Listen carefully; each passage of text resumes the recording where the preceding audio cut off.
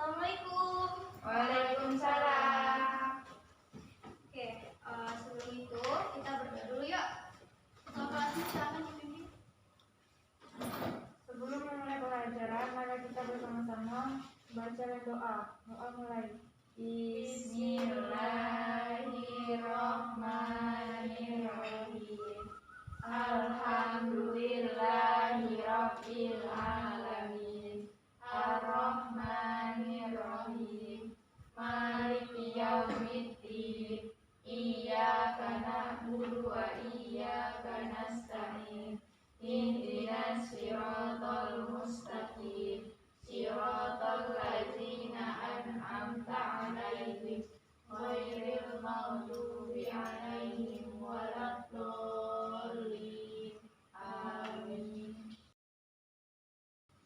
Oke, silakan lihat sekeliling kalian.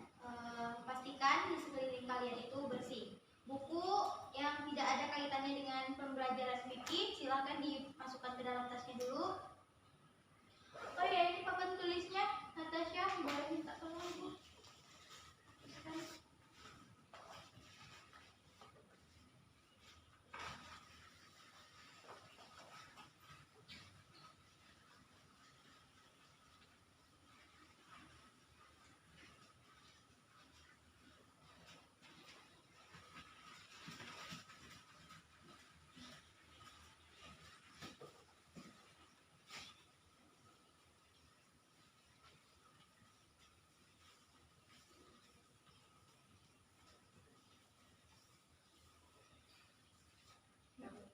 Terima kasih ya. Ibu absen dulu ya. Natasha, Hadir Bu. Anjani, Hadir Bu. Umi, Hadir Bu. Firman. Nggak masuk Bu. Kemana dia?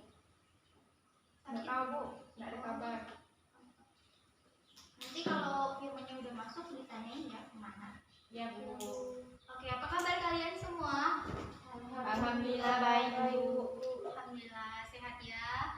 Jaga terus kesehatan kalian karena ini masa pandemi masih terus berlangsung dan nggak tahu kapan akhirnya, kapan sudahnya gitu ya. Jadi pastikan kalau misalnya nggak ada kepentingan kegiatan di luar, jangan keluar dulu, di rumah terus juga makan makanan yang bergizi, yang sehat, oke? Ya Ibu. Oke, materi kita kali ini adalah tentang tegakkan sholat. Silakan buka bukunya. Adapun tujuan pembelajaran kita kali ini, Ibu harapkan kalian setelah ini dapat menyebutkan syarat wajib dan syarat syah sholat, terus menyebutkan rukun sholat, menyebutkan sunnah-sunnah sholat, menyebutkan hal-hal yang dapat membatalkan sholat, dan dapat mempraktikkan gerakan sholat dengan baik dan benar. Oke, ada yang ingat materi minggu lalu tentang apa? Tentang azan dan iqamah Bu. Ya, benar sekali. Nah, biasanya setelah azan itu kita harus ngapain? Setelah azan kita iqomat, habis itu sholat. Ya, jadi kita harus mensegerakan sholat. Kalau misalnya udah dengar suara azan, kalian cepet-cepet ambil wudhu terus sholat. Oke? Udah ada yang sholat belum di sini? Udah ada yang bisa sholat? Udah Bu. Udah? Ada yang belum? Natasha ada belum? Udah Bu. Udah, oke. Jadi kalau misalnya di rumah nanti ada orang tuanya, ibu, ayah itu lagi sholat, minta ajak ya. Jadi kalian juga di rumah harus membiasakan untuk sholat 5 waktu. Udah ada yang sholat 5 waktu? Belum Bu. Oh, nggak apa-apa, masih belajar ya. Oke, Ibu punya gambar. Ini judul kita hari ini, gerakan sholat. Ini Ibu punya gambar. Nah, kelihatan nggak di belakang? Kelihatan ya. Gambar apa ini? Sholat. Ya, jadi ini merupakan gambar-gambar sholat. Ada yang udah tahu bacaannya? Bacaan sholat itu bagaimana? Belum. Oke, nanti kita belajar ya. Ya Bu.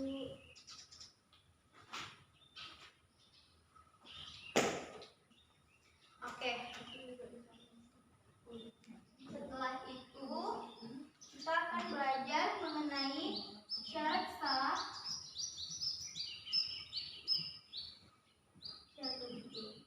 Syarat wajib di sini adalah syarat sah. Ada yang tahu syarat wajib itu ada berapa? Tahu. Oke, Bapak kita belajar. Jadi, yang pertama syarat wajib itu adalah beragama Islam. Jadi, bagi yang beragama Islam itu wajib sholat, gitu ya. Kalian Islam bukan? Islam. Sholat katanya. Terus yang kedua dewasa. Nah, karena kalian masih anak-anak, jadi belum memiliki kewajiban untuk menjalankan sholat 5 waktu. Tapi nggak apa-apa, belajar supaya nanti pas dewasa udah terbiasa sholat. Oke? Terus yang ketiga, berakal sehat. Jadi kalau misalnya orang gila atau orang yang memiliki kekurangan, nggak sempurna seperti kita, itu tidak mendapatkan hukum wajib untuk sholat. Terus, jadi ini merupakan syarat wajib sholat. Ada 3, ingat ya. Terus syarat sah. Ada yang tahu? Tidak tahu. Tahu. Yang pertama, suci dari hadas dan najis. Jadi, keadaan kita itu sebelum sholat, pastikan kita suci, bersih dari hadas dan najis. Baru sholat kita itu sah, gitu ya. Terus yang kedua, menutup aurat. Jadi, kalau sholat harus tertutup auratnya. Kalau wanita menutup aurat pakai apa? Pakai mukena, gitu ya. Terus selanjutnya menghadap kiblat. Jadi kalau sholat harus menghadap kiblat. Selanjutnya telah masuk waktu sholat. Kelihatan nggak? Telah masuk waktu sholat. Jadi kalau udah azan harus mensegerakan sholat. Yang terakhir, tahu tata caranya. Nah, ini akan kita pelajari setelah ini. Kita belajar materi-materinya dulu. Ini boleh dicatat dulu, anak-anak. Di buku juga ada kok. Oke, setelah itu Ibu ingin meminta kalian untuk membacakan materi tentang rukun-rukun sholat. Apa saja itu rukun sholat? Siapa yang ingin membacakannya? Saya Ibu. Oke, silakan. Rukun sholat. 1. Niat, yaitu menyengaja untuk mengerjakan karena Allah. 2. Berdiri bagi yang mampu. 3. Takbiratul ihram. 4. Membaca Al-Fatihah. 5. Ruku dengan tumanina. 6. Iktidal dengan tumanina. 7. Sujud 2 kali dengan tumanina. 8. Duduk di antara 2 sujud dengan tumanina. 9. Duduk tasyahud akhir. 10. Membaca tasyahud pada waktu duduk akhir. 11. Membaca sholawat Nabi pada duduk tasyahud akhir setelah membaca tasyahud. 12. Mengucapkan salam. Dan terakhir tertib atau dilakukan secara berurutan. Oke, terima kasih Anjani. Teman-teman yang lain dengar kan? Dibaca juga ya, materinya ada di buku. Pelajari. Oke, selanjutnya ada materi tentang sunnah-sunnah sholat. Sunnah itu artinya apa? Kalau dikerjakan mendapat pahala, tidak dikerjakan Tidak apa-apa. rugi. Jadi tetap harus dikerjakan supaya dapat pahala. Kan kita sama-sama harus mengumpulkan pahala sebanyak-banyaknya, ya kan? Jadi adapun sunnah-sunnah sholat itu, yang pertama ketika takbiratul ihram itu mengangkat tangan, yang kedua mengangkat kedua tangan ketika ruku, berdiri dari ruku dan berdiri dari tasyahud awal. Terus yang ketiga bersedekap ketika berdiri. Bersedekap itu seperti apa? Yang tahu tidak? Ya, Umi, pintar. Terus yang keempat mengarahkan pandangan ke arah tempat bersujud. Yang kelima membaca doa qunut dalam sholat subuh. Terus yang keenam bertasbih ketika ruku dan sujud. Yang ketujuh membaca doa ketika duduk di antara 2 sujud. Dan yang terakhir mengucapkan kedua salam. Terus ada yang mau bantu Ibu bacakan hal-hal yang dapat membatalkan sholat? Saya Bu. Oke, silakan Umi. Hal-hal yang dapat membatalkan sholat yang pertama meninggalkan salah satu rukun sholat, Ya. yang kedua tidak memenuhi syarat sah sholat, Ya. yang ketiga berbicara dan banyak bergerak dengan sengaja, Ya. yang keempat makan dan minum, yang kelima tertawa, yang keenam mendahului imam sebanyak 2 rukun. Ya, jadi kalau sholat itu nggak boleh tertawa, nggak boleh ngobrol gitu ya. Terus kalau misalnya kalian kentut pas sholat, sholatnya batal. Jadi wudhu ulang, sholatnya juga ulang. Oke? Terus materinya sudah selesai. Kalian silakan kerjakan materi di halaman kerjakan soal di halaman 25. Silakan buka bukunya. Di situ ada tugas pilihan ganda dan uraian. Kerjakan dulu ya. Ya, Bu.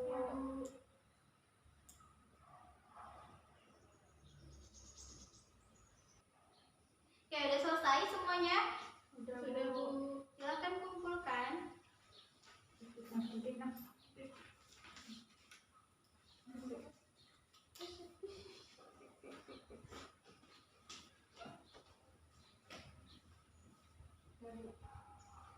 kasih. Iya, Bu.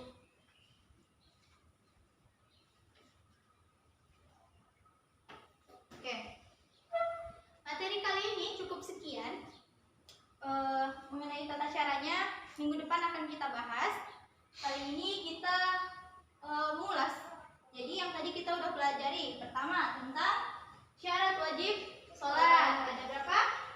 3. Ada 3. Sebutkan.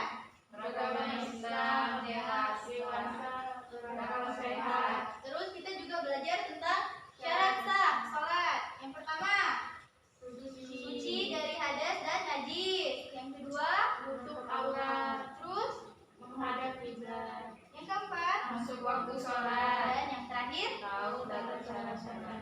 tadi juga kita udah belajar tentang rukun-rukun sholat dan apa-apa saja yang dapat membatalkan sholat. Nah itu diingat-ingat ya, dipelajari baik-baik. Oke? Kalian jangan lupa untuk terus belajar sholat, latihan sholat sama orang tua kalian. Minta ajarkan sama orang tuanya bagaimana bacaan yang baik dan benar, bagaimana gerakan yang baik dan benar. Kalau misalnya sholat juga perhatikan aurat kalian harus tertutup, pakai mukena. Terus juga pastikan di sekeliling tempat kalian sholat seperti telekungnya, mukenahnya itu, dan sajadahnya dalam keadaan yang bersih, suci gitu ya.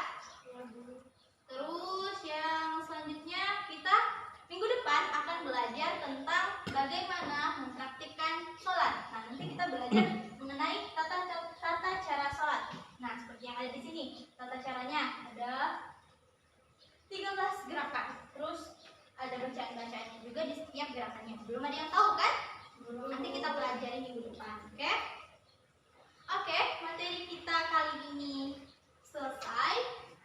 Ibu rasa cukup untuk kali ini. Mari kita tutup dengan membaca